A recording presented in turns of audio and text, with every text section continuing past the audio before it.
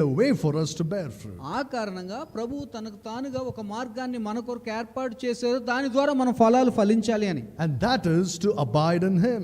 ఆ ఏర్పాటు ఏమిటంటే మనము ఆయన యందు నిలిచి ఉండడం, Living in fellowship with him. ఆయనతో సహవాసాన్ని కలిగి ఉండడం. If your fellowship is cut off, మీ సహవాసం అనేది దేవునితో తొలగిపోయినట్లయితే, you see, you're cut off from the vine. దాని అర్థం ఏంటంటే మీరు ఆ ద్రాక్ష వల్లి నుంచి మీరు తొలగిపోయారు. You will wither and die, you will not bear fruit. నువ్వు ఎండిపోతావు, నువ్వు ఫలాలు ఫలించలేవు, బయట పారవేయబడతావు, కాల్చివేయబడతావు. That's why your prayer life is so important. ఆ కారణాన్ని బట్టి నీ ప్రార్థనా జీవితం వ్యక్తిగతంగా ప్రాముఖ్యమైనది. That's why it's important to take time every day.